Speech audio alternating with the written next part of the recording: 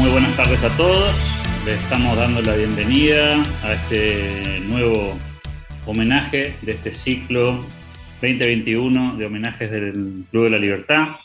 Mi nombre es Alberto Medina Méndez. Voy a tener la tarea de ser moderador en el día de hoy. Habitualmente estos ciclos los moderan parte del equipo de trabajo de la Fundación Club de la Libertad. En el día de hoy me toca un poco en suerte por las características del personaje homenajeado y por supuesto también por quienes nos honran como oradores.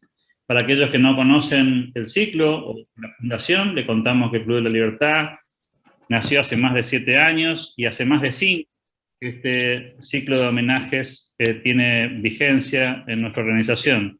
En otros tiempos previos a la pandemia, por cierto, lo hacíamos de modo presencial en nuestra ciudad cabecera, que es la ciudad de Corrientes, en el noreste de la República Argentina. Por supuesto, la pandemia mediante nos permitió llegar a esta alternativa del Zoom y por supuesto de lo que significa la virtualidad.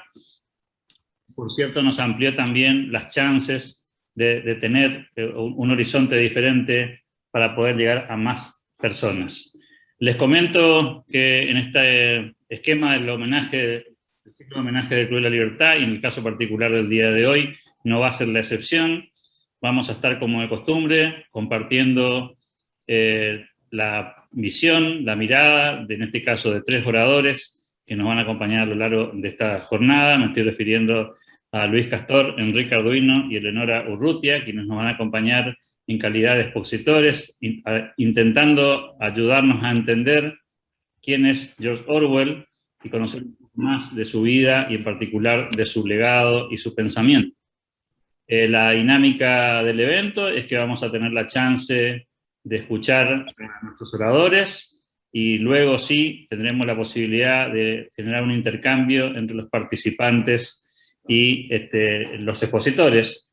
Pero antes de empezar y de contarles algunos detalles de la vida de este personaje, de este George Orwell, que fue el seudónimo en realidad de Eric Arthur Blair, que nació en la India en 1903, que realizó sus estudios en el Colegio Eton y más tarde se integró a la Policía Imperial Inglesa en Asia, que tiene una vida muy interesante. Vamos a tratar de ir descubriéndola a lo largo de este homenaje del día de hoy. Por cierto, sin lugar a dudas, sus obras, que también pasaron a la posteridad y que han dejado tanto que hablar, de la que seguramente nuestros oradores en el día de hoy nos ayudarán a entender un poco más. Pero para poder ingresar a esta actividad del día de hoy, voy a invitar con un pequeño video que nos va a ayudar a entender un poco más quién es George Orwell y empezar de esta manera a conocer, por cierto, su vida, su obra,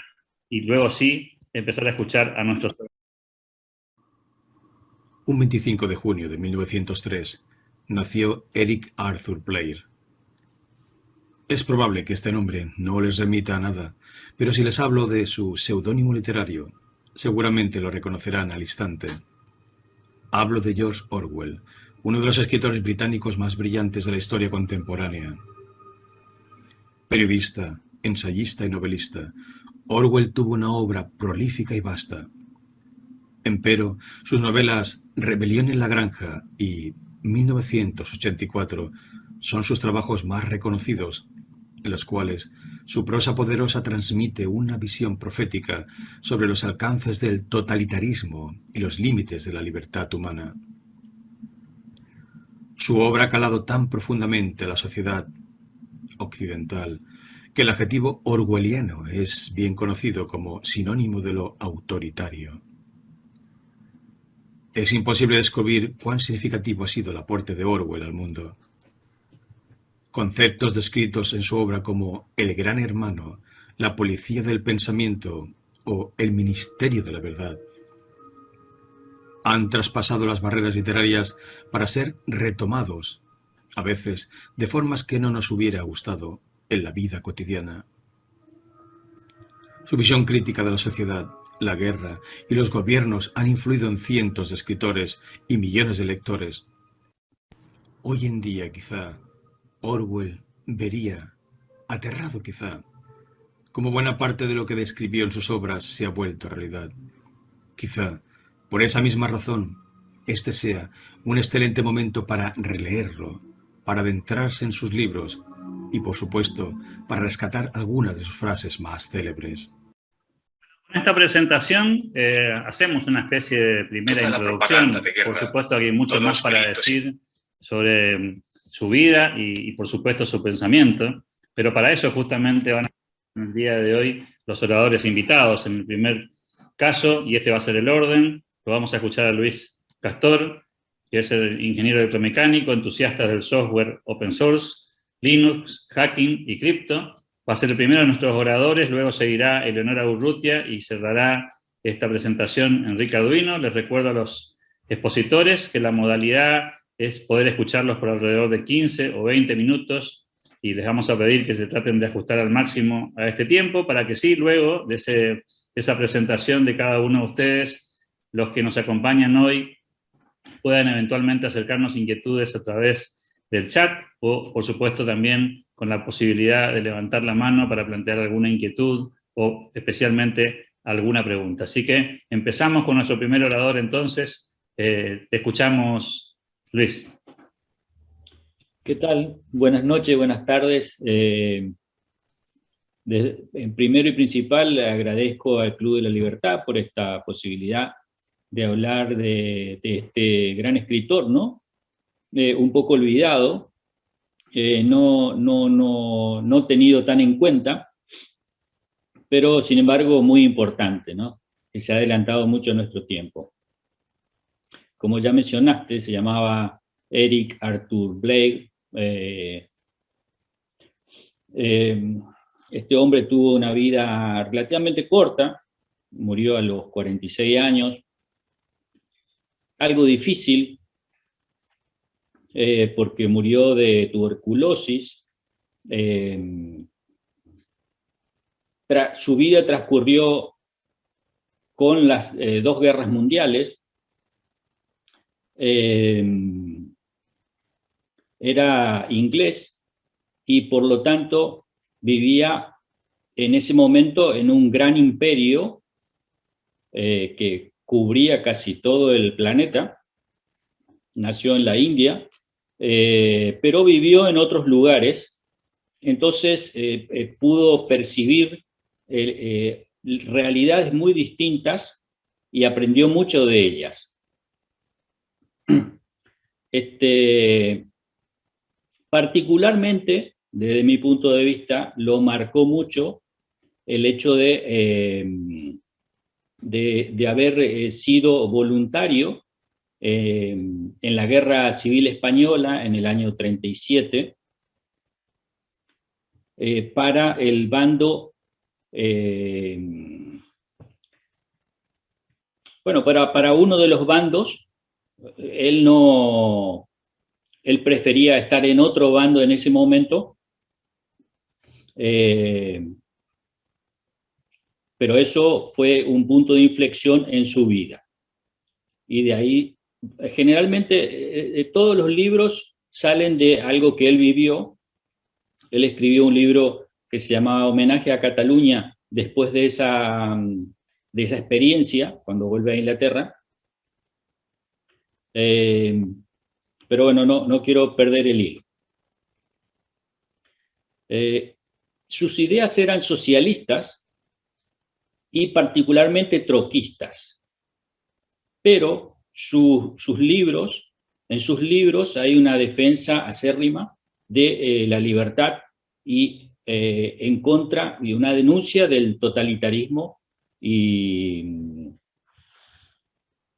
de los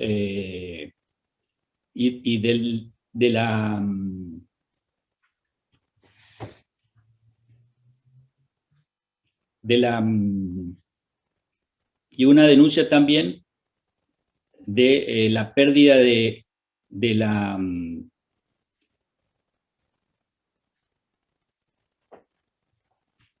ahí me sale la palabra. Bueno,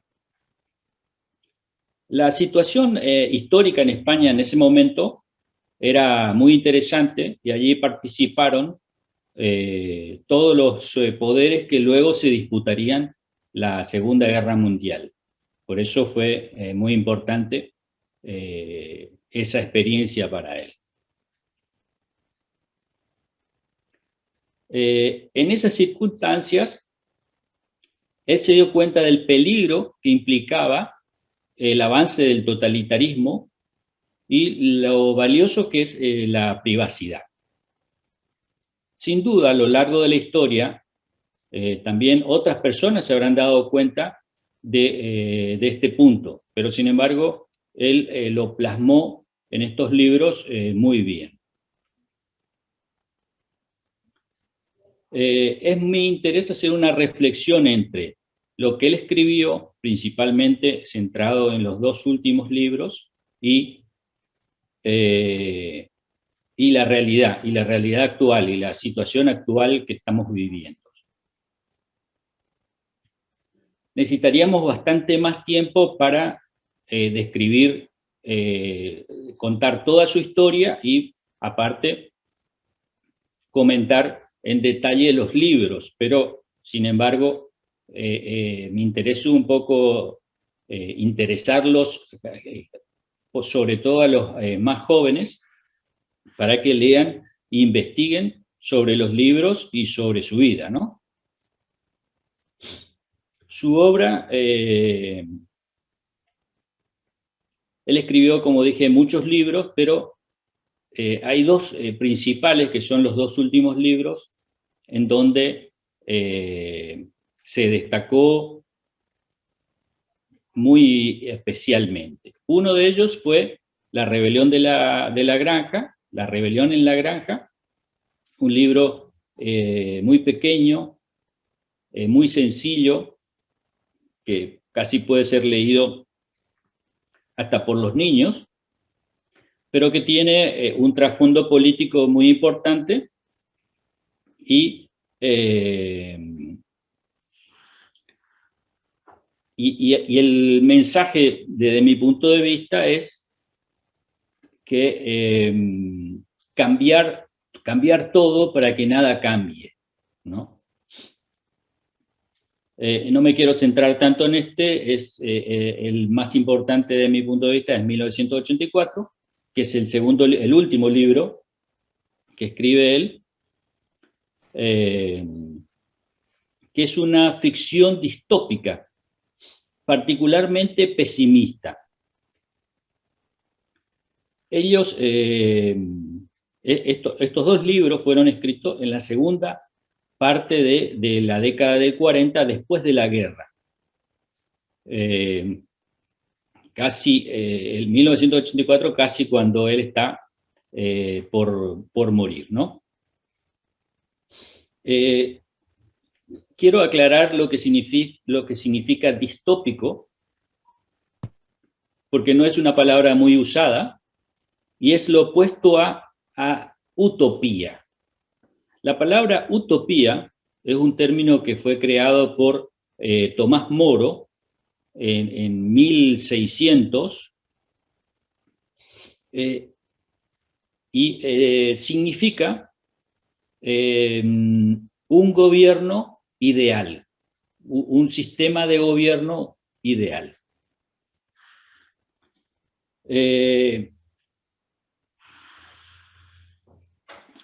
No entraré a comentar todo el libro porque es bastante jugoso y sería mejor que cada uno lo lea, pero voy a rescatar ideas claves de ese libro. La novela habla de lealtad, fidelidad, traición y delatar a grupos amigos. Crea el concepto de gran hermano que luego se popularizó en los concursos de televisión y en los reality shows, y ahí empezamos a hablar sobre la distorsión del concepto de las palabras, ¿no? La distorsión de las palabras. Porque realmente eso no es lo que en el libro significa gran hermano. El argumento más común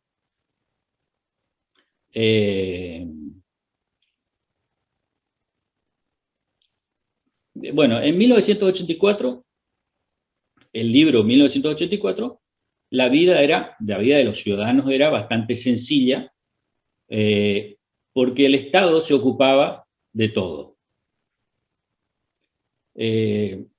Solo tenían que seguir las reglas dictadas por el gobierno, no traspasar esas reglas que eran muy estrictas. Había una guerra permanente para poder controlar a los ciudadanos. En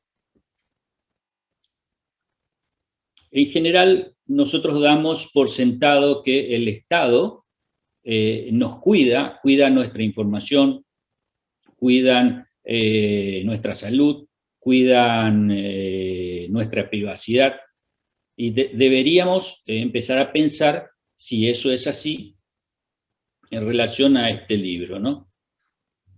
El personaje principal trabaja en el Ministerio de la Verdad. El trabajo de él era modificar la historia y las noticias para que se adecúen a lo que el Estado necesitaba que piensen los ciudadanos.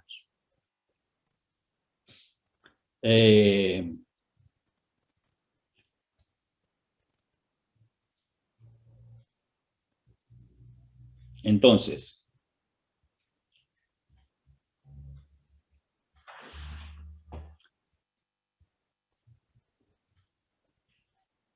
otro punto interesante del libro es el doble pensar y la modificación de la lengua que se llamaba neolengua.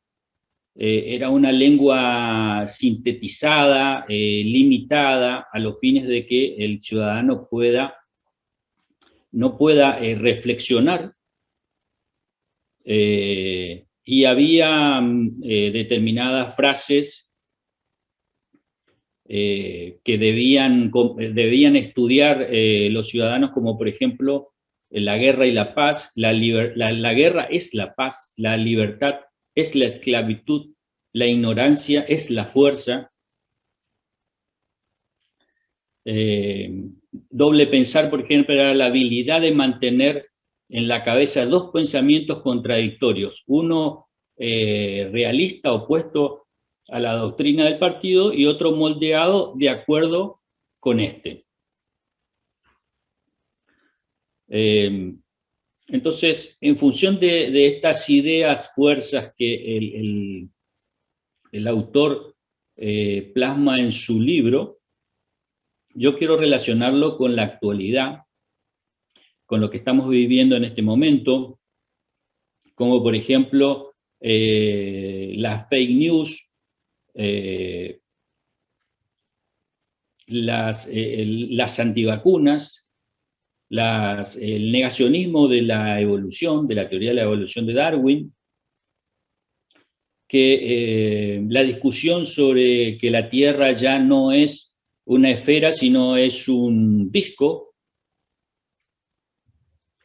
El control de WhatsApp con respecto a la información que nosotros le otorgamos,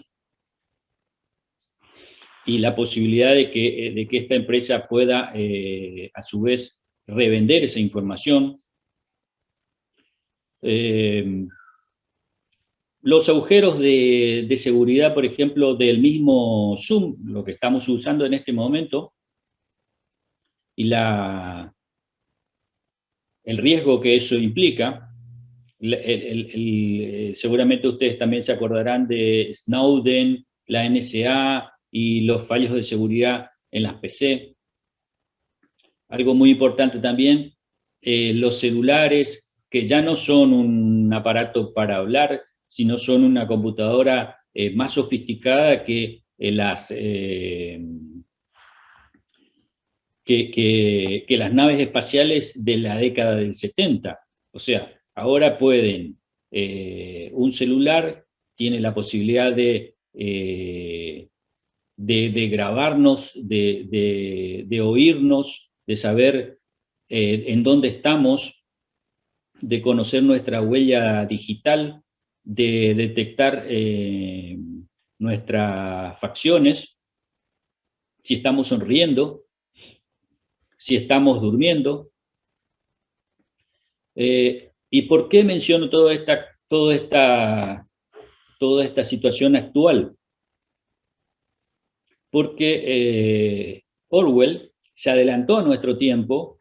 En su libro habla de que el ciudadano era continuamente espiado por cámaras de seguridad en su casa, por el Estado, ¿no? Y en la actualidad posiblemente estemos viviendo algo muy parecido a lo que él describió en su último libro, ¿no? Eso nos lleva a la pérdida de la privacidad, al tema de la pérdida de la privacidad y de la intimidad, por un lado. Y por otro lado, a la distorsión de la historia, lo otro que mencionaba. La mayoría de los derechos lo damos por sentados, pero pueden ser revocados muy rápidamente, y la pérdida de la privacidad en este caso, que él detalló muy bien, hoy está en peligro, ¿no?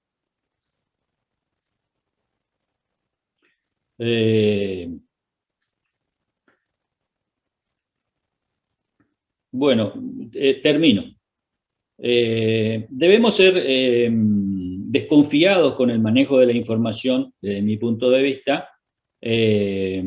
Siempre buscar una explicación la más sencilla posible. Hago referencia a la navaja de Ockham, que lo escribió Guillermo Ockham, en donde dice que a igualdad de condiciones la explicación más sencilla siempre es la más probable.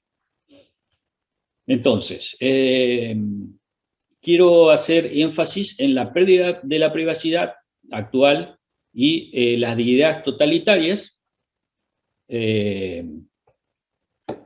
y la manipulación de la información. Creo que con eso yo termino. Muchísimas gracias, ingeniero. Muy interesante el planteo, seguramente lo vamos a estar analizando en el intercambio luego de preguntas. Es el tiempo ahora de presentar a la segunda oradora del día de hoy. Se trata de Leonora Urrutia. Ella es abogada, máster en Economía y en Ciencia Política, doctorando en Administración de Negocios, fundadora y editora del periódico digital El Líbero, columnista en El Mercurio, en La Tercera de Chile, también en Infobae en la República Argentina, columnista en Radio Agricultura y docente en la Universidad del Desarrollo de Chile y también de la Universidad de Buenos Aires. Así que bienvenida, Eleonora, y es tiempo entonces de escucharla. Muchas gracias, Alberto, y muchas gracias a todos que están hoy un sábado escuchándonos a nosotros en esta convocatoria que ha hecho el Club de la Libertad, ese trabajo tan importante que hacen, y que resulta tan contingente con el autor que vamos a tratar hoy, ¿no? El tema de comunicarnos, de escribir, de conectar a las personas a través del lenguaje, sea escrito o hablado, ¿no?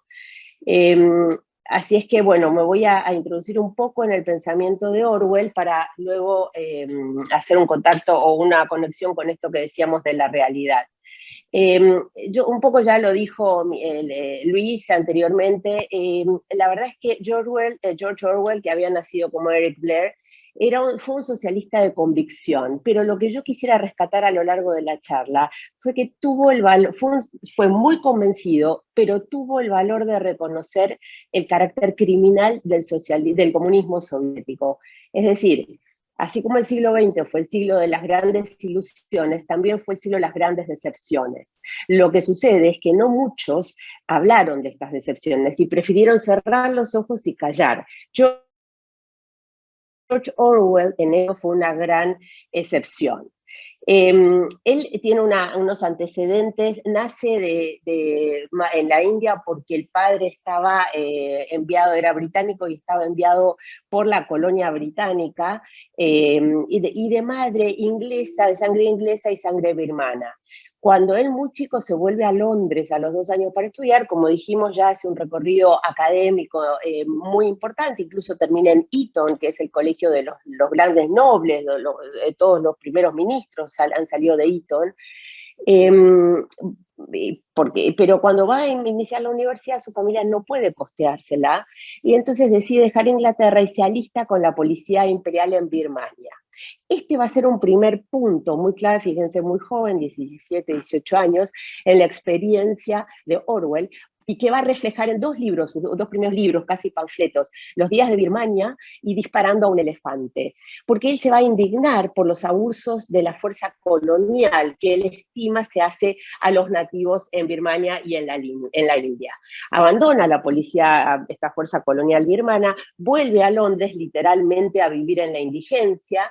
Un poco después se traslada a París a vivir con una tía, y esta existencia mendiga y deambulatoria va a quedar plasmado en un libro que se llama Sin Blanca en París y Londres, que es en realidad su primer libro importante, su primera novela importante.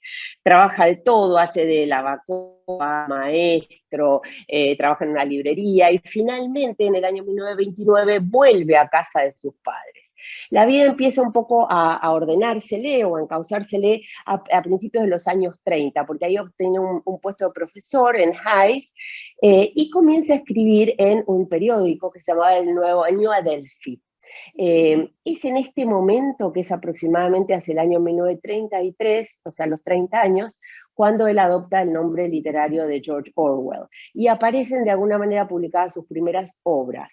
Y es en este momento también en el que él entra en contacto con los círculos de la izquierda del Partido Laborista inglés. En aquel entonces el Partido Laborista era mucho más radical, mucho más de izquierda que lo que es actualmente.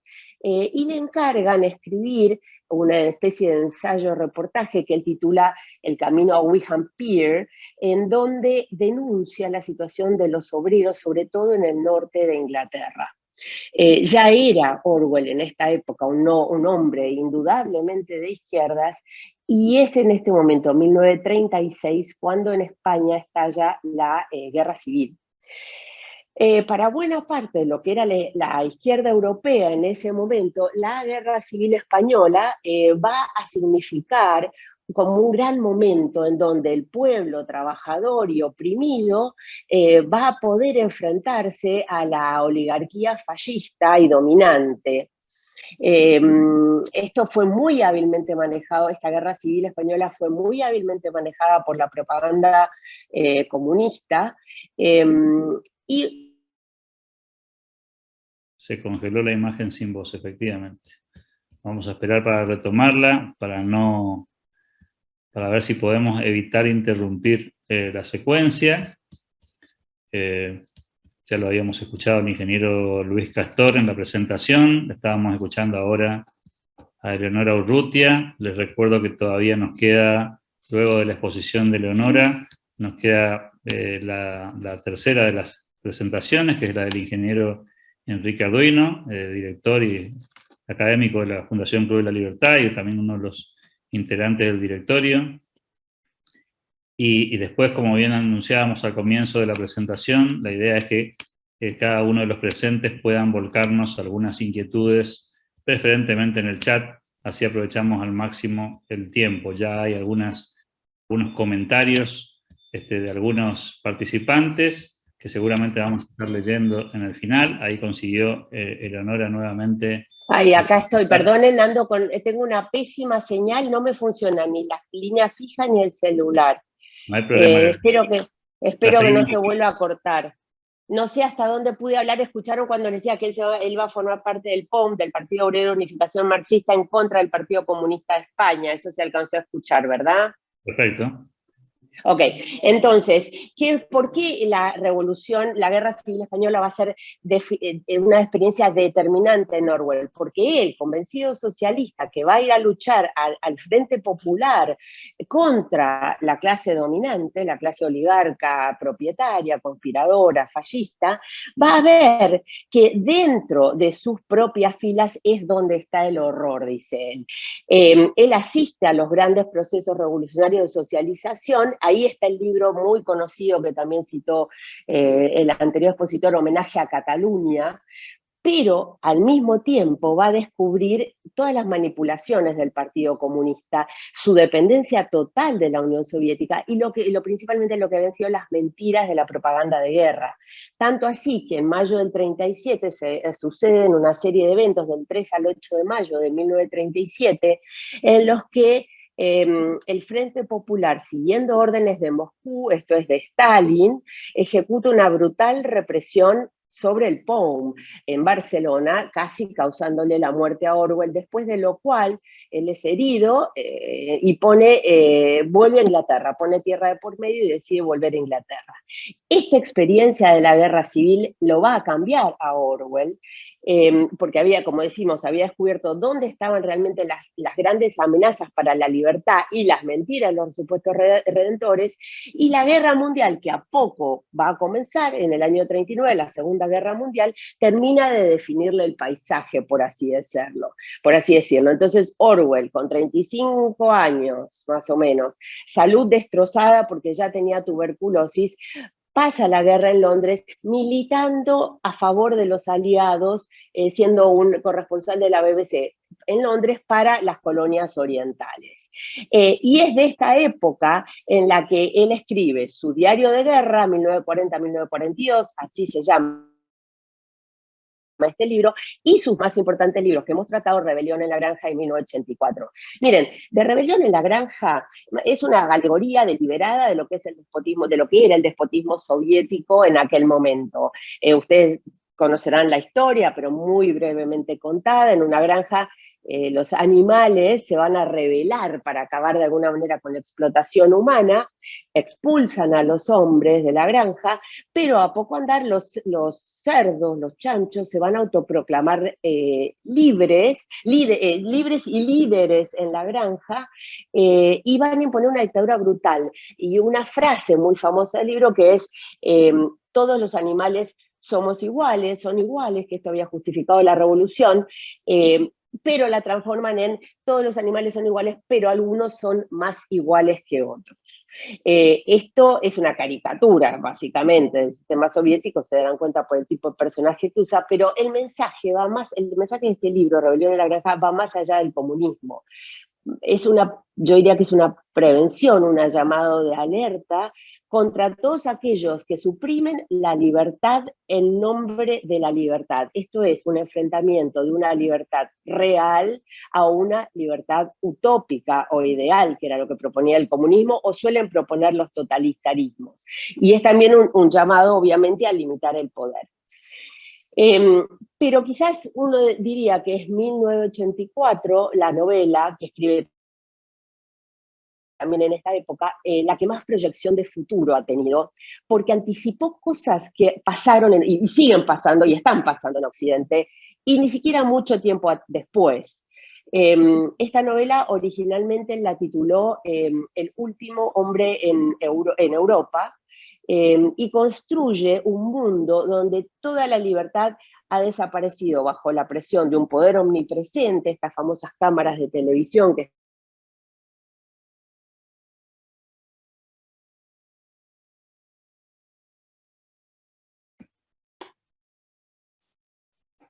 Creo que se nos congeló de nuevo, Eleonora. Sí, a ver si tenemos suerte. La recuperamos. Pero mientras tanto, la tecnología en este país no sé si estaba anticipada por Orwell o no, pero lo cierto es que más de uno de nosotros sufre este tipo de problemas a diario, ¿no? Y eso que se supone que estamos en lugares con cierta cuota de desarrollo en un país bastante subdesarrollado. Bueno, vamos a ver si logramos recuperar a Eleonora. No obstante esto, Ahí Carlos hace bien en recordarnos qué fue lo último que dijo, cosa de que tengamos el apunte de cuando Eleonora, que ahí está entrando nuevamente, a ver si lo recuperamos ahora y logramos culminar la Perdón, no, Eleonora, faltaba más. Ay, Dios mío, perdonen, lamento un montón, esto es lo que pasa por estas, bueno, a veces las cuestiones virtuales son buenas, pero también tienen estos bemoles. Bueno, yo sigo más o menos por donde iba, lo que les decía entonces, esta presión del poder omnipresente con ínfulas filantrópicas que va a enfrentar un mundo real, que vivía la gente, versus un mundo ideal, que es lo que ellos van a proponer, a través de un instrumento fundamental, que también lo mencionó el anterior expositor, que es lo que él va a llamar la neolengua. La neolengua, que está en el anexo de 1984, yo les diría que si no quieren leer nada, por lo menos lean, o si no tienen tiempo, no pueden, lo que se llama el apéndice en esta versión del año de 1984, es la que va a marcar lo que se podía y lo que no se podía decir, de modo tal que va a imposibilitar otra forma de pensamiento. Ustedes saben que nosotros pensamos con palabras, en la medida en que al ser humano se le restringen las palabras, se le restringe la libertad de pensar. Por eso se insiste tanto desde la antigüedad, desde que el hombre es hombre, prácticamente, o por lo menos de la aparición de los primeros textos, sobre la lectura, porque el enriquecer el vocabulario es una forma de enriquecer el pensamiento. Pues bien, la neolengua lo que hace era precisamente limitar, hacer de policía del pensamiento, pero además con otra característica, tratando de unir dos ideas contradictorias al mismo tiempo, es decir, el doble pensamiento.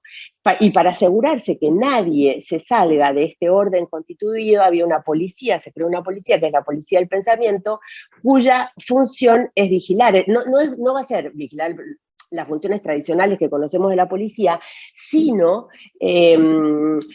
controlar el mundo interior de las personas. Esto es clave. Fíjense que el enemigo no va a estar en el exterior, el enemigo contra lo que va. Tuvimos nuestro tercer tropiezo, seguramente la última la vencida, a ver si logramos que Eleonora regrese. Evidentemente está con mala conexión. Muy interesante la presentación. Como bien decía ahí, alguno de los participantes que ya estaba preopinando, nos piden ahí que tengamos un poco de paciencia porque es una muy interesante presentación. Vamos a hacer el mejor intento. Ya hay un montón de comentarios ahí en el chat y la verdad que va a ser muy valioso, creo yo, el intercambio cuando concluya todas las exposiciones, ¿no? Todavía nos queda concluir esta de Eleonora y todavía luego nos resta la del ingeniero Enrique Arduino. Una vez concluidas las tres exposiciones vamos a poder iniciar este intercambio. La verdad que hay muy valiosos comentarios ya en el chat y los invitamos, por cierto, a que vayan sumando ideas o inquietudes para que podamos luego enriquecer en el final un intercambio de ideas que nos posibilite conocer un poco más al personaje y, por qué no, tener una mirada más completa del pensamiento que tienen nuestros expositores sobre la visión de Orwell y los comentarios que ya están haciendo muchos amigos aquí en el chat. Así que la invitación a que también nos sigan escribiendo ahí. Y aprovecho, en el mientras tanto, si conseguimos... Ya estoy. Sí, a ver si logro terminar ahora con el último... Adelante. El último aire. Bueno, entonces yo les decía que esta idea de la neolengua, el doble pensamiento, se expresa, por ejemplo, en los ministerios creados, lo que era el Ministerio de la Paz, que se encargaba de mantener la guerra, el Ministerio de la Abundancia, cuyo fin era lograr que la gente viviera al borde de la subsistencia, el Ministerio del Amor, que se encargaba de la tortura, es decir, cómo disfrazan con una palabra en realidad lo que cubre de verdad.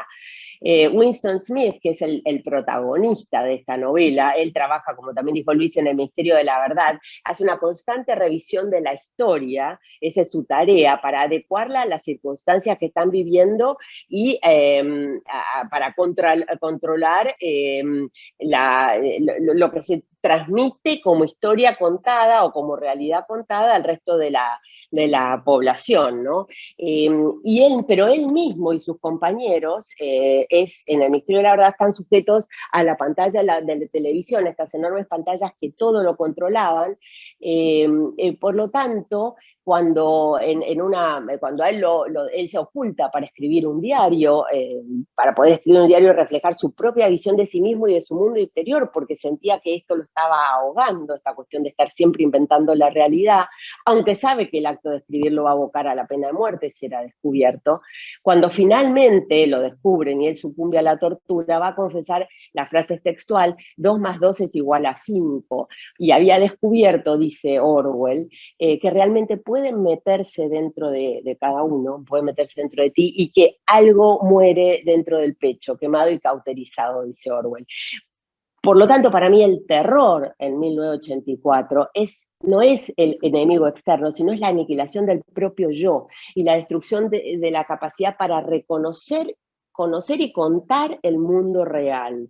Es un mundo donde la gente tiene cada vez menos palabras para usar y su pensamiento está distorsionado por las ideologías que le imponen el partido. Bueno, este tema es riquísimo, yo les digo por ahí de lo más interesante de la neolengua que está en este apéndice que les decía para que cuente, para que ustedes vean, tiene 3 vocabularios, el vocabulario B es el que me parece más importante para entender de qué hablamos. Les dice Orwell que estaba compuesto por palabras ideadas adrede, a propósito, con la pretensión de inculcar una manera de pensar concreta, que estaba orientada hacia la ideología del partido. Estaban prohibidos los antónimos, el opuesto. Entonces, si yo quería decir, por ejemplo,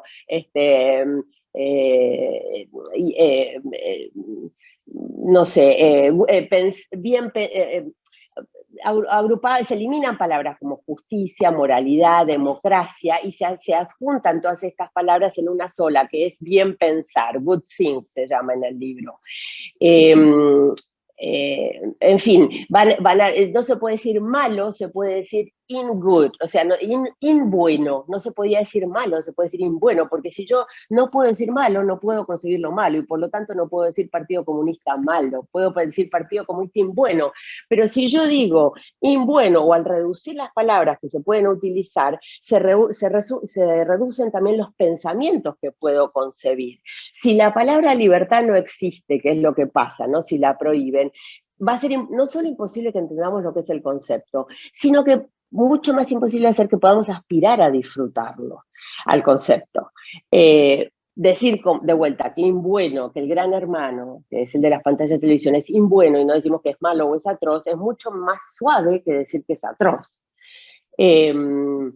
Bueno, así poco a poco van perdiendo la precisión para expresar, se olvidan antiguos valores como la democracia, la igualdad, y de esta manera lo que me parece importantísimo de esta obra de Orwell es que demuestra el poder que el lenguaje ejerce sobre la humanidad y cómo se puede ser utilizado para manipular a la gente. Nosotros ya sabemos cómo lo hacen, lo hizo el Partido Comunista, y que lo había hecho también los nazistas, los nazis en Alemania, a través de la propaganda de Goebbels, pero en definitiva, que una persona en 1943 está escribiendo estas cosas, esto es lo que me hace a mí querer reivindicar importante me parece reivindicar a Orwell hoy, aquí, ahora, como hace el Club de la Libertad. Primero, por lo que dije al principio, porque él abre los ojos donde otros no lo abrían y no se calla.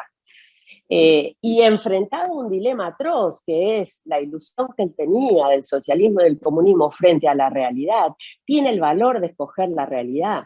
Lo hace fundamentalmente a través de estas 2 obras, Rebelión, por más que había escrito otras, como quedó dicho, ¿no? Rebelión en la Granja en 1984, que son clásicos, diría yo, del siglo XX, y deja un mensaje, me parece a mí, que hoy nos interpela con urgencia. La peor tiranía no va a estar en un régimen comunista o nazista reivindicado nuevo, porque es muy difícil que alguien pueda tomar el poder y imponer esta dictadura tan atroz de la nada. La peor tiranía es aquella que en nombre de una libertad abstracta, sin carne, anula nuestra libertad como persona y que se va colando de a poco en nuestro yo, en nuestro carne y hueso, para hacernos confundir lo que es real con lo que es ideal. Y a mí me parece que al día de hoy lo que nosotros, o lo que más miedo me da, no es la aparición en el lenguaje de ciertas palabras que puedan tratar de imponer imponer ciertos grupos aislados. A mí lo que me parece tremendo es unir el poder del lenguaje con el poder de los gobiernos. Cuando son los gobiernos los que bajan la línea respecto de cómo debe expresarse, qué se puede decir, qué no se puede decir, eso es lo que me parece peligroso. El poder estatal, monopólico, que puede imponer la forma de hablar. Así que bueno, creo que es muy rico el tema, podemos seguir todo lo que ustedes quieran, pero esta sería como mi visión sobre la obra de Orwell. Muchas gracias. Muchísimas gracias, Eleonora. Muy interesante la presentación, ya hay varios comentarios para compartir.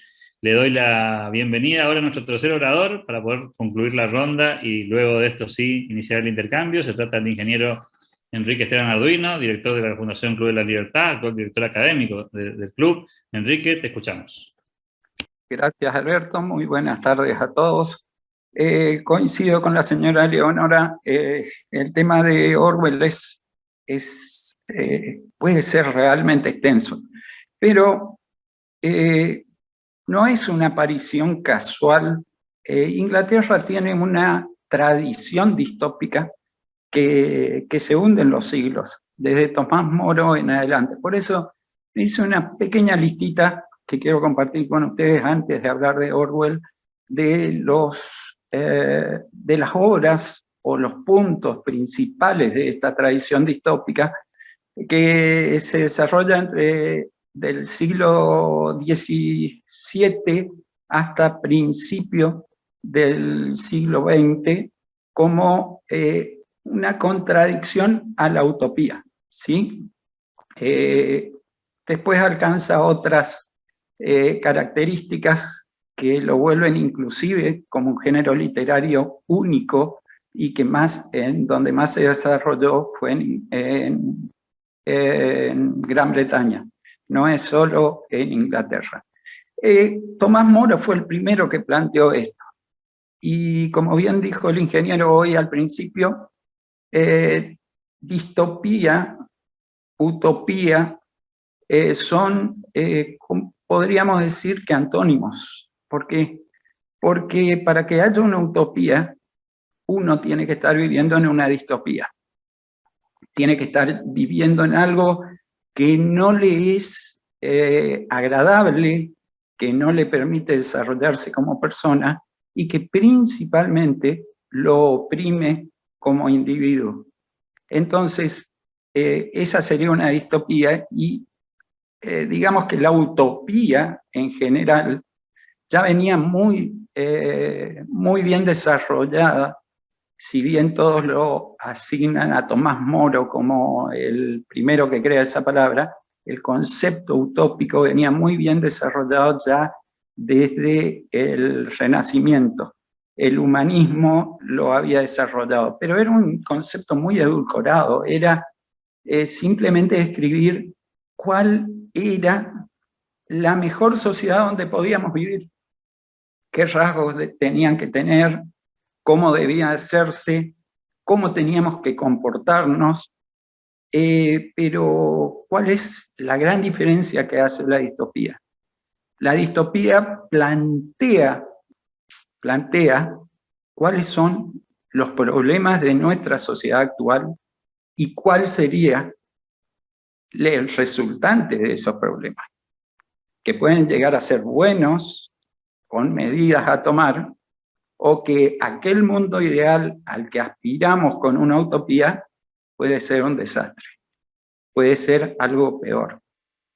Entonces nos encontramos con que Moro empieza a tomar esas ideas, pero realmente el que primero empieza el pensamiento distópico,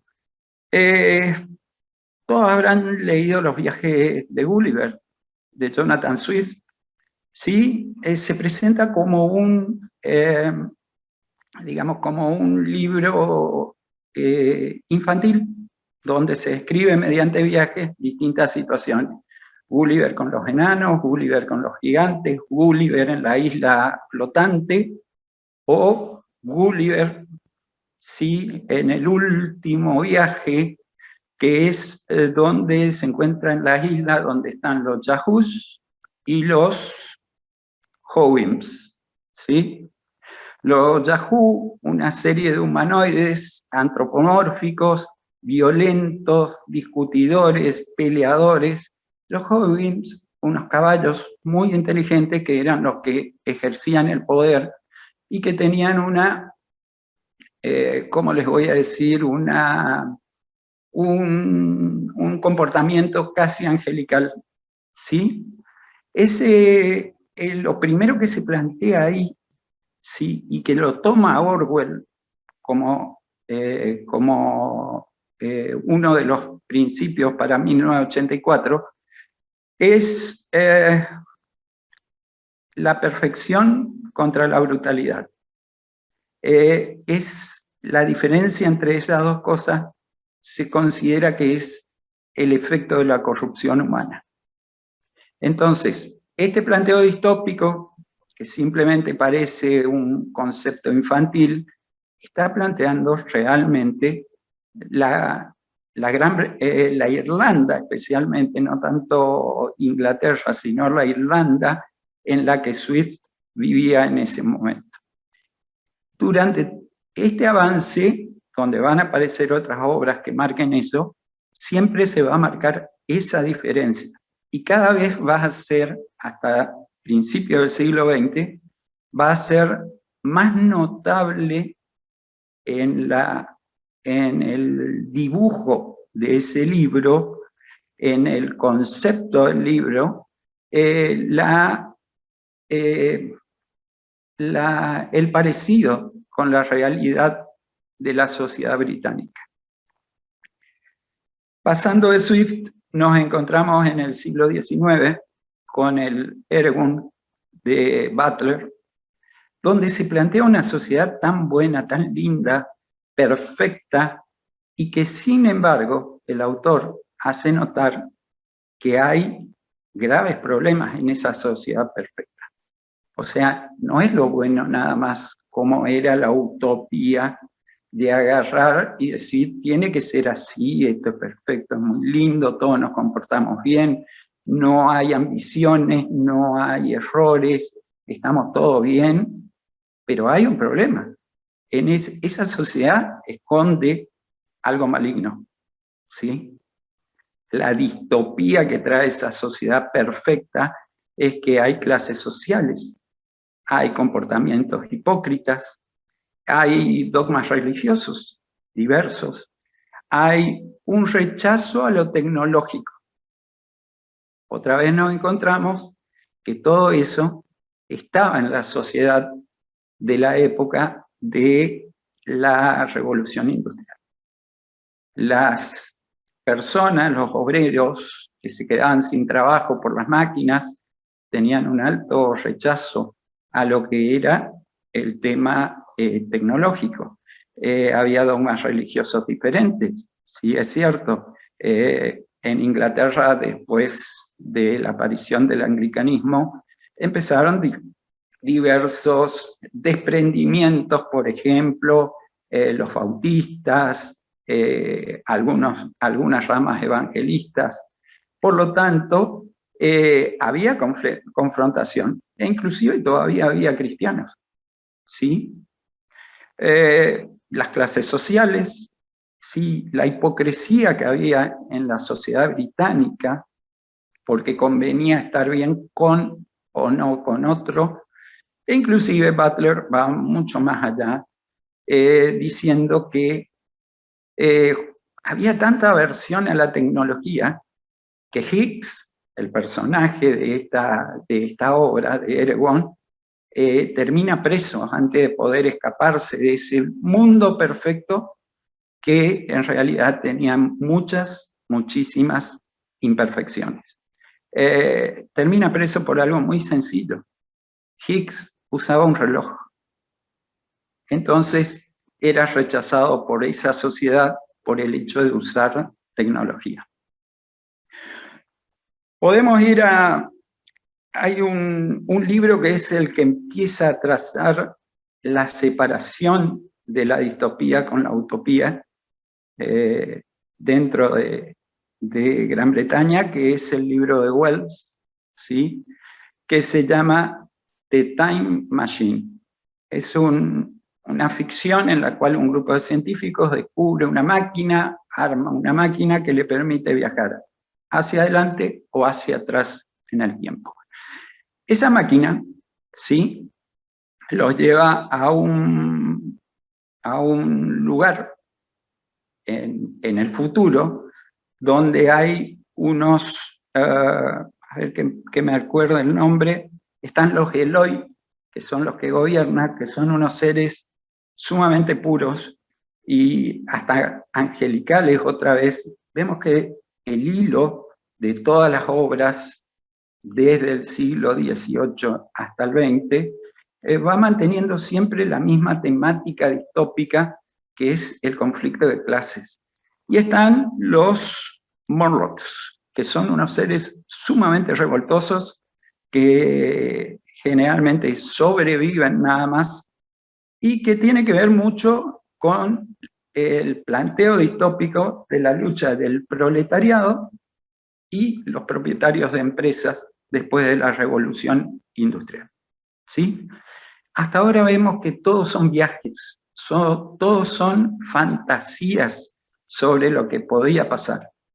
Pero del otro lado del océano, Jack London, con The Iron Heel, el talón de hierro, encara directamente la distopía que se estaba viviendo en función de utopías que se habían planteado y que habían resultado salir de una distopía para terminar en otra distopía.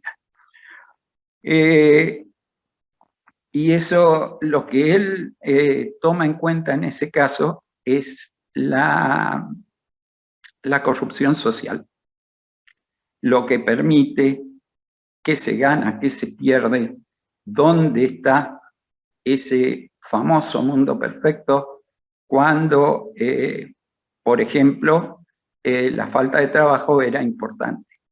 London lo escribe esto en 1907.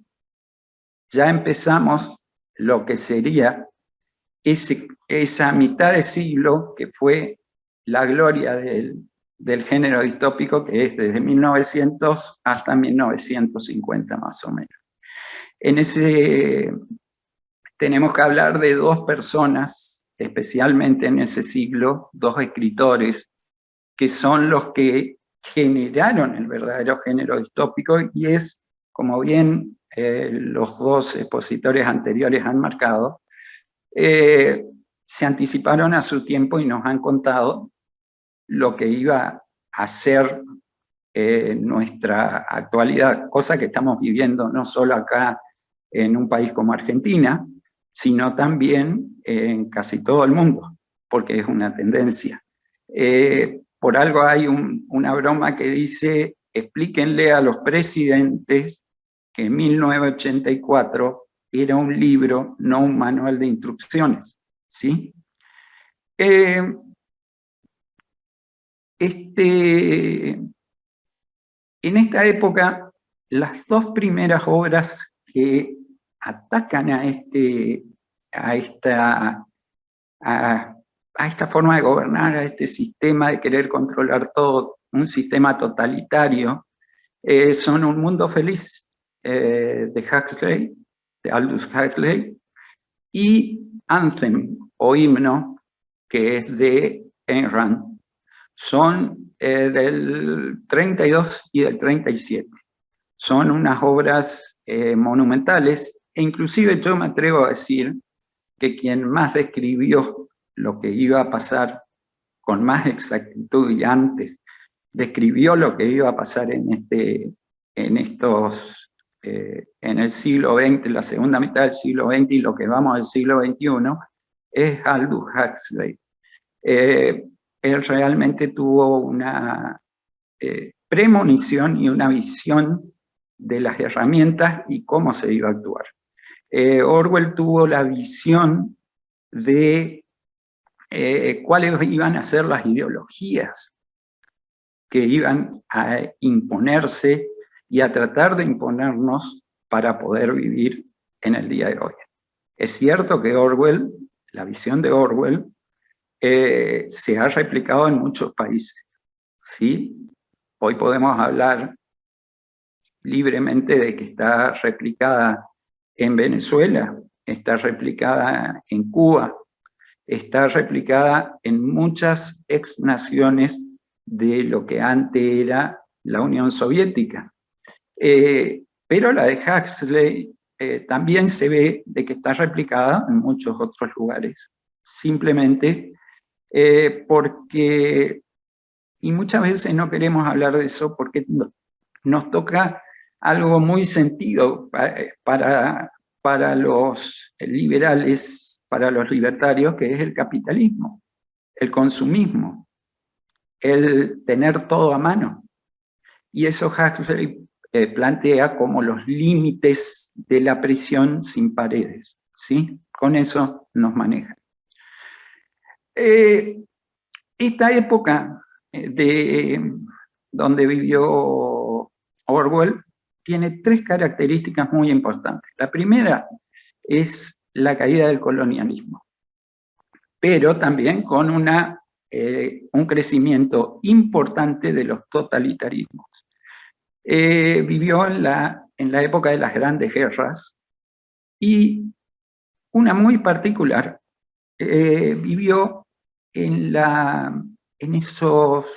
esa primera mitad del siglo donde se aceleró y se consolidó el asentamiento de la población en las ciudades, que va a ser muy importante para entender la obra de ellos.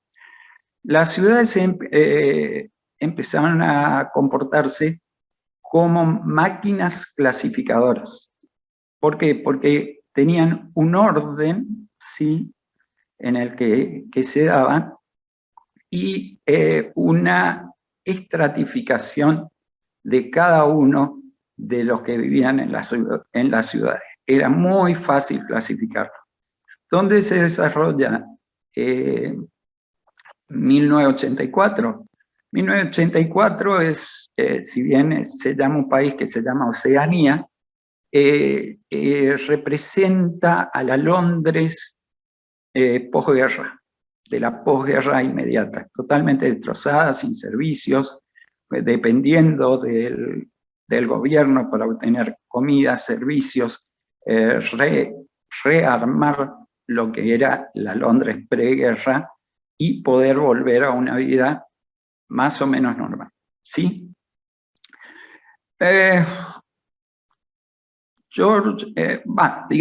Eric Arthur Blair nace en 1903, pero ¿cuándo nace George Orwell?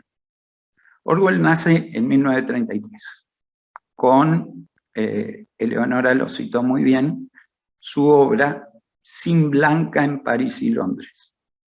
¿Qué es lo que pasa con esta obra? Era autorreferencial. En París, inclusive, él forzó su detención por medio de la policía para saber cómo lo trataban, para poder escribir desde una realidad vivida, cosa que también los anteriores expositores plantearon.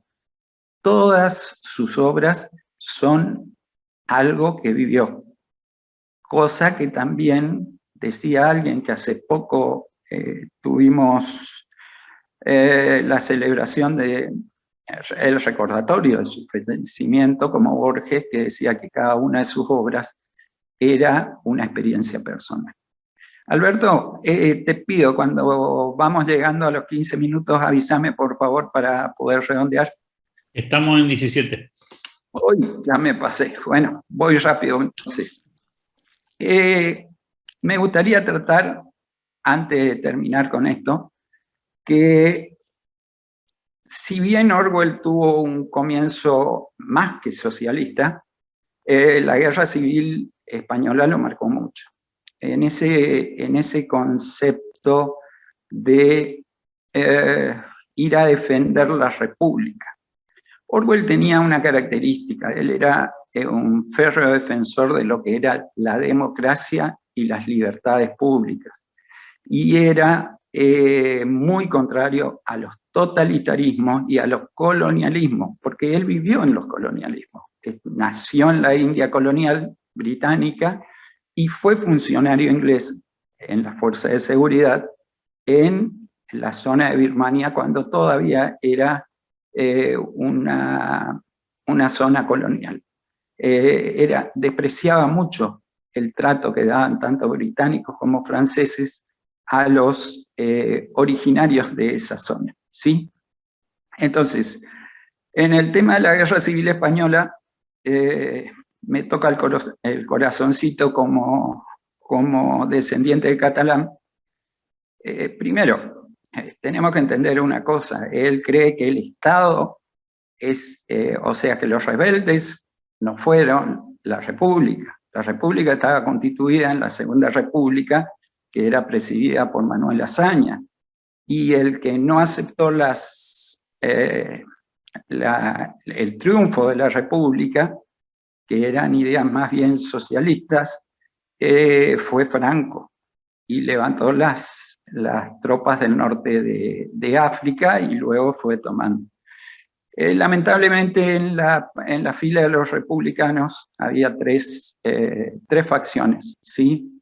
Una prosocialista, a la que Orwell odiaba porque respondía a Stalin y consideraba a Stalin como un totalitario y dictador, cosa que él no aceptaba, ¿sí?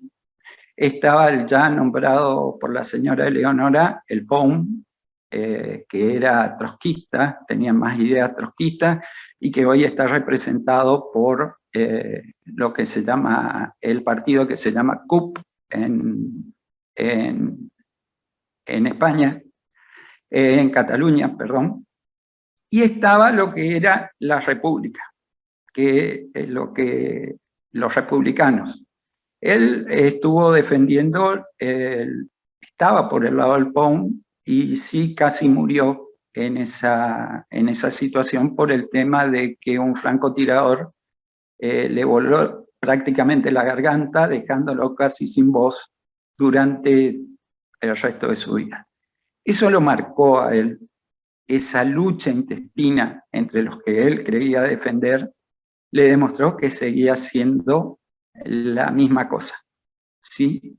Tanto en esos países totalitarios que él creía que había gobiernos que querían imponer a la gente lo que debía hacer, que es lo que representa en 1984, como en sus propios países admirados, en sus propias ideas admiradas.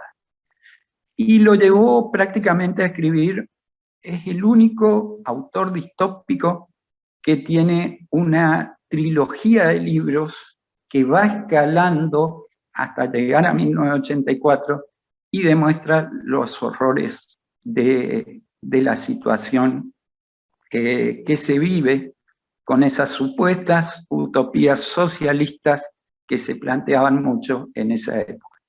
No olvidemos que las anarquías que había en Europa eran anarquías socialistas, violentas, y deseaban destruir la propiedad privada. No así las anarquías individualistas que se desarrollaron en Estados Unidos, que lo que querían era la independencia del individuo del Estado. Poder desarrollarse como individuo y no en el Estado, no con la presión del Estado.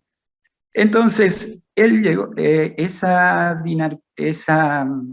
digamos, triada de escritos, de libros, son Homenaje a Cataluña, en 1938,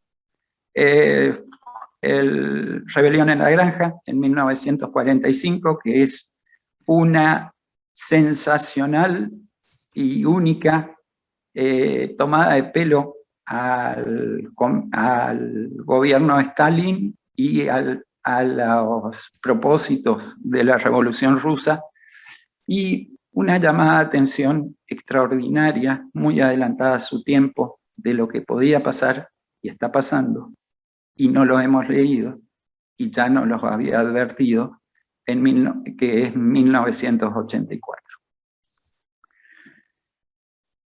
Orwell, vuelvo a repetir, era defensor de las libertades públicas. Y para terminar, me voy a permitir leer, que la tengo escrita acá al lado para decirla textual, una frase que lo define y que está al pie de la estatua que hoy lo recuerda en Londres. Si la libertad tiene algún significado, este es el de decirle a la gente lo que no quiere escuchar. Orwell nos dijo, con más de 50 años de anticipación, qué es lo que nos iba a pasar con las utopías de los 60, de los 70, y que se fueron agrandando en el tiempo. No le quisimos escuchar. Lamentablemente, y hoy estamos peleando, no por un estilo de gobierno, sino por nuestra libertad. Eso es todo. Gracias. Muchísimas gracias, Enrique Arduino. Empezamos el tiempo del intercambio. Le voy a pedir a los 3 oradores que enciendan la cámara y lo posible que podamos estar aquí adelante para poder contestar algunas inquietudes, y invitar también a los amigos a que vayan volcando sus comentarios, que de hecho ya tenemos varios aquí que vienen planteando ideas, ¿no? Por ejemplo, Hernán Golea dice: Orwell era un observador descarnado y con su capacidad de volcar a papel lo que veía generó unas descripciones geniales. Hay varios comentarios positivos respecto a las presentaciones que ustedes fueron haciendo a lo largo del día de hoy. Federico Yurkov dice justamente en estos días se celebra el 125 aniversario del Partido Socialista de la Argentina por Juan B. Justo, Alfredo Palacios, entre otros, que dieron las principales leyes igualitarias, que se aprovechó de ellas Perón, que siendo un dictador y de su gobierno totalitario, bueno, plantea justamente esta temática, ¿no? Felicitaciones a los expositores, dice Emma, un completo y emotivo también Enrique Arduino, extraordinaria exposición. Hay varios comentarios en esta dirección. Hay una pregunta que con la que me gustaría arrancar, ¿no? Porque aparece en el comienzo de la presentación de hoy, y yo me voy a permitir hacerle un agregado a esa pregunta, que es básicamente por qué tomó tanta fuerza, tomaron tanta fuerza las obras de Orwell después de muerto Orwell. Es decir, ¿en qué consideran que se apoya la idea de que tomó mucha dimensión, o mucha más dimensión de la que tuvo en su tiempo, tanto Rebelión en la Granja como 1984, y empezamos por donde ustedes quieren? No sé si, Eleonora, sí, cómo no, con todo gusto. Claro, porque a poco andar Churchill se da cuenta del engaño stalinista, y el tema de haber utilizado o haberse aliado con los comunistas, con Stalin para derrocar a Hitler, no le impide ver el horror de lo que se venía y era el comunismo, y por eso ellos mismos le van a dar en Inglaterra gran difusión a poco andar a su obra, porque era una herramienta de novela para llevar la idea que ellos mismos, que los ingleses y a esta altura también los americanos estaban viendo como peligro comunista, y ya lo tenían adentro. El stalinismo había penetrado las filas europeas. De hecho, a Orwell le pasan factura en algún momento, digamos, le reprochan mucho. Él entrega a un...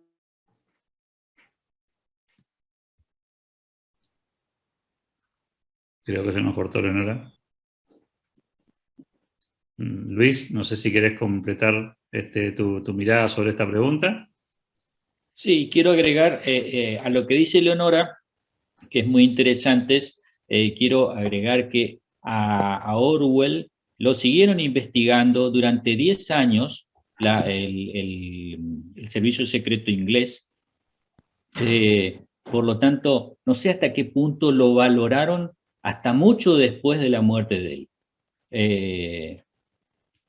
No sé hasta cuál fue el punto en donde empezó a ser revalorizado. Gracias, Luis. ¿Enrique?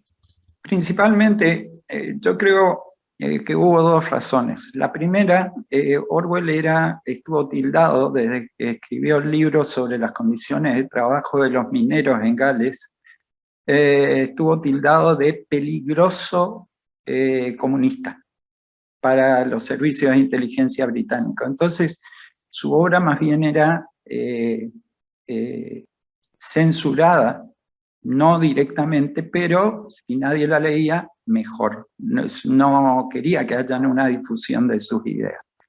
Lamentablemente, como decía Eleonora, después de la guerra, tarde se dieron cuenta de que estuvieron jugando con fuego. Y hasta, no solo en Europa del Este estaban las ideas comunistas y se empezaban a ver los horrores de la tecnología, de la ideología comunista, sino que también en Inglaterra, el hermano del rey, primero fue un férreo defensor de las ideas nazistas y después también adhirió a las ideas comunistas. Por eso tanta fortaleza tenía el Partido Laborista en Inglaterra hasta bien entrados los 70. Pero si no se le dio difusión antes a las ideas de Orwell, yo creo que fue por dos cosas. Uno, el problema de salud que tenía y que murió muy joven, lamentablemente. Y dos, que estaba tildado y fichado por los servicios de inteligencia como peligroso comunista. Eleonora, ¿querés completar la idea? ¿No? Bueno, aprovecho. No, está bien.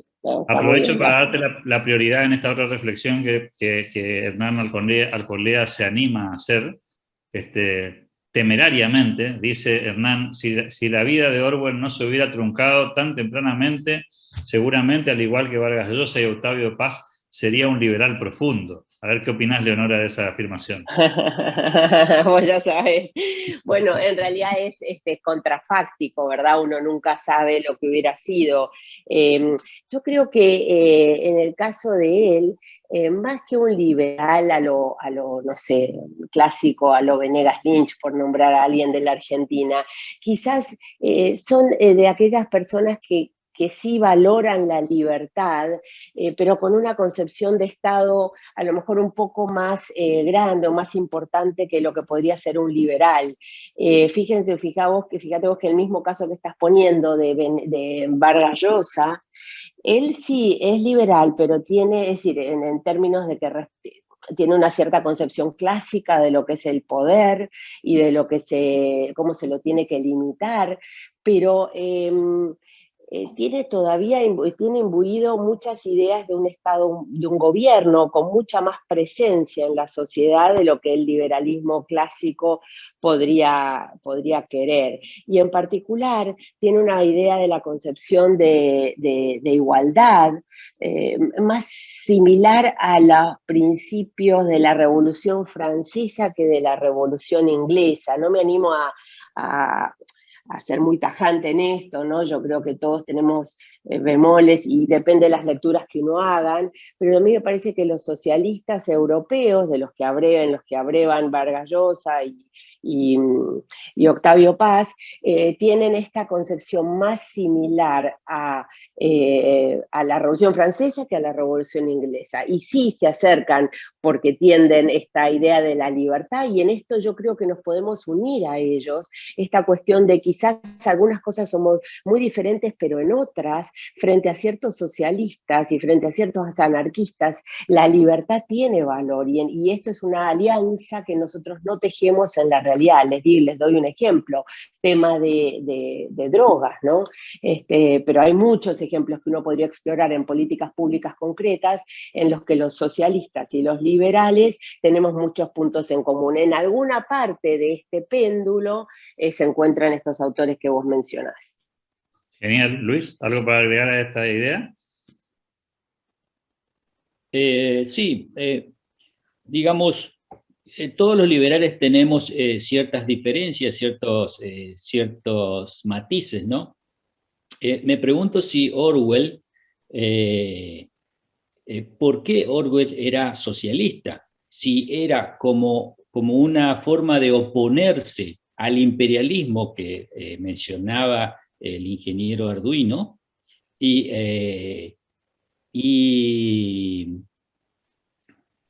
y algo que tenía que ver con su época, o porque él defendía la URSS, la URSS, pero al mismo tiempo estaba muy en contra de Stalin. Entonces, la verdad que no podremos saber nunca si él iba a ser liberal en esta época.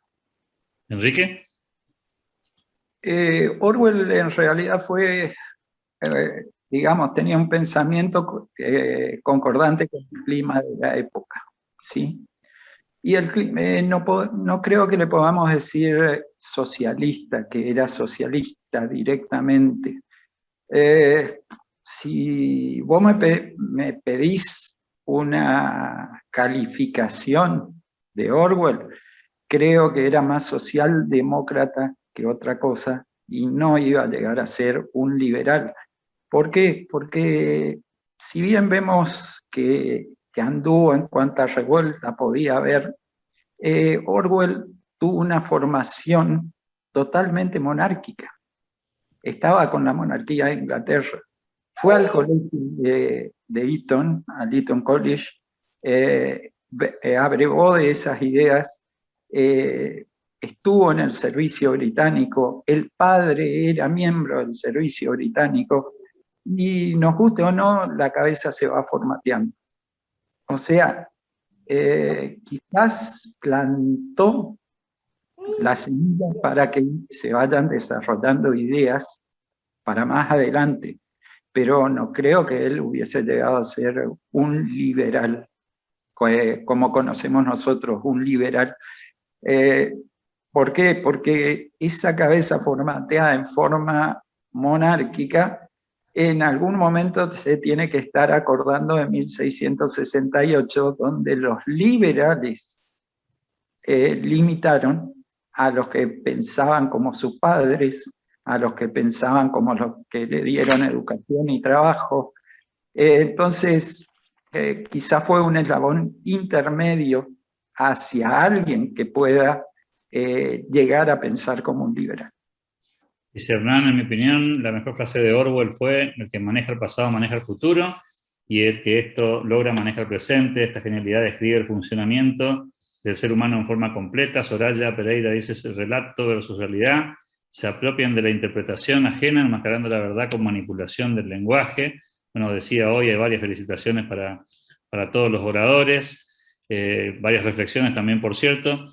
Pero me quiero quedar con alguna de estos últimos comentarios, ¿no? Que me parece que puede dar que pensar también. Porque a nosotros nos pasa mucho en el club, cuando discutimos los personajes a homenajear, tenemos una tendencia los liberales a buscar nuestros referentes, y cuando ponemos sobre la mesa jugadores de estas características, tenemos nuestro lío, ¿no? ¿Es un homenajeable o no? Y Orwell está en esta categoría de pensadores que jamás se reconocieron como liberales ni nada que se le parezca, y mi pregunta sería para los tres en esta dirección. ¿Tenemos cosas para rescatar o valores para rescatar? Orwell es una referencia en ese sentido de pensamientos que no están, digamos, encasillados en el rótulo tradicional del liberalismo, que ameritan ser estudiados y al mismo tiempo reconocidos según la época y su tiempo. Sí, yo creo que por supuesto que es homenajeable, porque sobre todo estuvo en contra del totalitarismo, en contra de los estados que limitaban las libertades individuales, y eso es suficiente mérito para homenajearlo. Vale, Luis, Enrique. Yo creo que los liberales estamos teniendo un grave problema últimamente. Nos queremos, lo mismo que estamos criticando de lo que no nos gusta, estamos haciendo. Y que es, creemos que somos dueños de algunas cosas. La libertad no tiene dueño. Y Orwell, más allá de su forma de actuar y de sus intervenciones políticas, ¿sí?, lo que defendía era la libertad pública, la libertad de la persona, el no encasillamiento en cuadrículas ciudadanas. Justamente cuando uno estudia el lenguaje distópico, el que más encaja dentro de todo eso es la ciudad, con su cuadrícula y su estratificación. O sea, es un clasificador. Y eso es todo lo contrario a lo que se busca con la libertad. Orwell, con su obra y con su accionar, lo que no quería hacer era que exista eso. Quería libertad. ¿sí?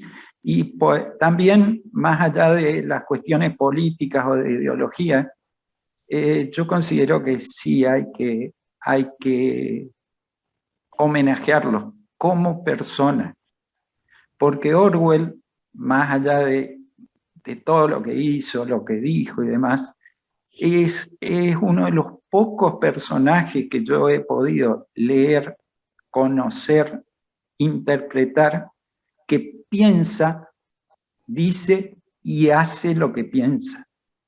No como otros autores, inclusive liberales, que piensan una cosa, pero dicen otra, y muy rara vez hacen lo que piensan. Eso es un gran valor como persona, como ser humano, como individuo. Vale la pena homenajear eso, aunque más no sea. Vale, Enrique, no sé si Leonora llegaste a escuchar la inquietud antes de irte. No escuché. Tenía que ver básicamente si valía la pena o no homenajear a personajes que no estuviesen dentro del liberalismo cuando somos, digamos, liberales los que organizamos este tipo de homenaje, porque este es un debate y una discusión que tenemos dentro del Club de la Libertad cuando seleccionamos las personas que consideramos que valen la pena rememorarse o, entre comillas, revalorizar ciertas ideas. Nos gustaría tener tu mirada sobre esto. Sí, a mí me parece central porque no solamente hay que hablarle, como dicen los ingleses, hay que preach to the choir, ¿no? No solamente hay que hablarle a los propios y con los propios. En la medida, y no estoy diciendo con esto tampoco que el enemigo de mi enemigo es mi amigo, simplemente digo que hay personas que no piensan exactamente igual a nosotros, por lo mismo, por demás, incluso dentro del propio liberalismo. Tenés dentro el liberalismo en sentido o en espectro amplio, tenés gente que es más conservadora en ciertos valores, gente que es más anarquista en otros, y no por eso vas a dejar de tomarlo, invitarlo, llamarlo o leer sus libros. En la medida en que los temas que planteen tengan relación con lo que pensamos nosotros. En George Orwell en particular, el tema del abuso del poder, el tema de los peligros de los totalitarismos y el tema del uso del lenguaje como una herramienta para dominar la realidad son fenomenales y están tomados como de una manera novelada, que eso también es muy accesible al público, ¿verdad? Mucho más que un libro por ahí de texto. Entonces me parece a mí que no solamente tenemos que basarnos en los propios, en la medida, como digo, que compartan cuestiones esenciales, porque este debate también lleva a decir quiénes somos liberales y quiénes no, y es muy difícil poner el dedo, es muy difícil señalar al otro y decir, este no es liberal o este sí, ¿no? Y esto se ve mucho quizás saliendo del ámbito académico, en donde es más fácil mantener una aura de pureza, se ve mucho en la cuestión política. Era liberal, pero se metió en política y entonces va a hacer esto o aquello. A mí me parece que no vale la pena restar, sino sumar, tanto en el mundo de las ideas como en la realidad, en el mundo de la política. Tengo una última pregunta y después vamos al cierre. Le voy a pedir a Susana que abra el micrófono. Le pido muchísima brevedad, Susana, porque estamos ya en hora y media del homenaje y no queremos extendernos más de la cuenta. Así que te escuchamos, Susana. Muchas gracias, Alberto. Para los tres, porque circuló el tema del lenguaje muy fuertemente. ¿No creen, haciendo una analogía que también circuló con esta época y el pensamiento de Orwell, el tema del discurso de la cancelación en el debate científico? Si no hay debate científico, no hay ciencia, es decir, creemos lo que nos dicen todos. Hay un discurso único hoy que se ve. Digo porque Luis Castor creo que dijo como que había lo de las antivacunas, y yo creo que es al revés. Lo que se suprimió fue el sistema inmunológico, se suprimieron las leyes naturales desde el primer día. Es decir, la vida de los seres humanos transcurrió a lo largo de los miles de años que estamos sin cerrar nada y defendiéndonos de los virus. Entonces la pregunta es, ¿no nos crearon la necesidad de vacunas que no están validadas? Es decir, no quiero hacer una discusión de eso, sino también una cancelación del sistema binario de pensamiento en los humanos, con esto de querer hibridar, todo híbrido, transgénero, transhumanizar. ponernos sustancias que no son del cuerpo humano, que nos van a traer problemas. ¿Qué piensan? ¿No creen que es una manera de control social fenomenal, pero como nunca en la historia, peor que la Segunda Guerra Mundial? ¿Arrancá, Eleonora? Como quieras. Aprovechamos el wifi. Qué desastre. Susana, mira, es sumamente importante el tema que vos planteás. Con relación, porque hiciste bastante hincapié con lo que es esta pandemia del coronavirus, yo no tengo una visión conspirativa, digamos. A mí me parece que lo que pasó fue que inicialmente hubo mucho desconcierto, mucho miedo. Podemos discutir si el virus sí en Wuhan o el virus a través del pangolín. Yo particularmente creo que fue por un error en el laboratorio buscan su origen, pero lo cierto es que al principio con mucho miedo se tomaron decisiones absolutamente inéditas, que nunca le habían pasado, nunca había sido posible. De hecho, sí, hay papers escritos muy poco tiempo antes en donde se planteaba, mismo en Inglaterra y en los Estados Unidos, como una imposibilidad práctica el tema de los confinamientos de los sanos, como sí sucedió. Ahora, dicho esto, que insisto, yo no soy conspirativa, no tengo una teoría muy conspirativa, creo que estas cosas pasan a partir de miles y millones de eventos y personas interviniendo. Sí me parece que los gobiernos después potenciaron el uso de ciertas herramientas de control, no te diría para mantener a la gente encerrada para siempre, digo como en una matrix, pero sí aumentando el poder para quienes tienen el poder, para el gobierno, para los gobiernos, para organismos internacionales. Me parece que hubo ahí algo así muy de perdonarle a China, al Partido Comunista, básicamente en China, el tema del tremendo error que significó, el tremendo problema que trajo esto al mundo, de ocultar un poco eso y de trasladar el sayo, como siempre, al lado del capitalismo, el consumo, el hombre, etcétera. Yo con lo respecto, es decir, se aprovechó la volada, digamos. Me parece que yo con respecto a las vacunas no tengo mucho, no he tomado una posición, he leído, estudiado, no estoy segura, entiendo a ser pro vacuna porque han erradicado, pero yo no tomaría ahí una visión conspiranoica, tampoco diría ni vacuna sí a todo el mundo ni antivacuna. Creo que en esto hay que ir con los pies de plomo. Miren, que se ha muerto gente, se ha muerto gente. Cuando uno mira la estadística, ve que aproximadamente es un exceso de muertes de un 7%, 10%, depende de los países. Cuando la estadística ha sido bien llevada adelante, yo les puedo contar casos de ejemplo de países concretos que conozco, caso Chile, que se llevó adelante muy bien la estadística. Un 7% de exceso de muerte. Es cierto que son personas mayores, que en general con comorbilidades, que hubieran fallecido a poco andar. Pero ¿saben qué? Toda la gente se asustó mucho. Y hay personas que se han muerto que no debieron haberse muerto. Entonces, uno tiene que tomar una posición discreta, medida al hablar, en particular quienes somos liberales, que estamos siempre bajo la lupa, porque mucha gente tuvo miedo. Por eso pudieron hacer lo que pudieron hacer, ¿verdad? Entonces, sí creo, ahora, es verdad que se aplicó un poco la teoría de la cancelación. Yo tengo dentro de lo que fue esta misma temática, pero en términos generales, saliéndonos de lo que es la epidemia del coronavirus, la cancelación funciona para todos aquellos que no están dispuestos a apoyar y a continuar con el dogma oficial que establecen los gobiernos, los organismos internacionales, los actores en Hollywood, los empresarios de Silicon Valley y 2 o 3 más. Esto a mí me parece que es un tema real. Ellos están cancelando a quien piensa distinto a través de la cancelación de ciertas palabras, de ciertos libros, de ciertas obras. En nuestros países todavía no sucede porque todavía no hemos solucionado el tema de la pobreza y del hambre. Entonces, ¿qué vamos a estar hablando de la cancelación? Pero si uno va a Se nos cortó. Se nos cortó sin cancelación, ¿no? Salvo la cancelación sean la empresa de conectividad a internet. No sé si Luis querés sumar algo a esto, les pido que no nos vayamos mucho de tema, que seguimos hablando de Orwell, por favor. Sí, yo siempre soy muy escueto en el comentario. Yo hablé sobre los antivacunas, sobre el negacionismo en la teoría de la evolución, si la Tierra era esfera o era una esfera o era un disco, como solamente para generar cierta forma para analizar la cuestión de que debemos ser críticos con la información y que debemos, que no siempre lo que circula es la verdad, que tenemos que tener un análisis crítico, solamente eso. Enrique.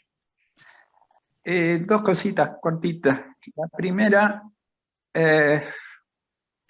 Facebook, todas las redes sociales no tienen más de 20, 25 años. Y el mundo funcionó perfecto antes de tener todo eso. No me asusta de si dejo de tener una red de esa, confío en el mercado, alguien va a sacar otra red o otra forma de comunicarse. Cuando Internet estaba en pañales, todos nos comunicábamos ya hace más de 15 años por ARPAC. Era más lento, no era tan lindo, pero ¿quieren cancelarnos? Cancelar. Pero no es una cosa nueva tampoco. ¿Por qué no es una cosa nueva? Porque existe algo que se llama meme. Y todos me van a decir, es la plaquita con un dibujito simpático y demás. No, en el lenguaje, el meme es aquella idea que en una serie de palabras se transmite a la próxima generación y cancela ideas anteriores. O sea que la teoría de la cancelación existió toda la vida. Desde que hay vida en la Tierra, existió eso. Entonces, por esas dos razones, yo creo que no habría que tener miedo a una, digamos, algo conspirativo. Se va a Twitter y ya aparecerá otra red donde nos iremos a conversar un poquito. ¿Por qué WhatsApp tuvo que dar marcha atrás con el montón de cosas que quería poner? En contra de que no se podía decir, no se podía comunicar, que podíamos mirar tus conversaciones, porque Telegram en 15 días le sacó 25 millones de usuarios. Podemos estar a favor de una idea, pero no somos sonsos para dejar de comer y ganar dinero. Eso es todo, Alberto. Bueno, muchísimas gracias. Creo que esta vez no la recuperamos, Eleonora. Esta vez sí, efectivamente, se nos ha quedado cancelada en algún lugar de la red. Por parte del Club de la Libertad, luego de más de hora y 40 de presentación, no me resta más que agradecerle a todos su participación, a todos los amigos que nos han acompañado a lo largo de esta más de hora y media, y particularmente, por supuesto, a nuestros oradores del día de hoy, a Luis Castor, al ingeniero Ricarduino y a Eleonora Urrutia, por la gentileza de haberle dedicado el tiempo a esta presentación. Gracias a todos ustedes y gracias de nuevo a todos los que nos acompañaron. Me resta solamente convocarlos para el próximo homenaje de la Fundación Club de la Libertad, que será el próximo sábado, 26 de junio, a las 18 horas como siempre, en este caso, homenaje a Bartolomé Mitre. Gracias a todos. Gracias. Hasta luego.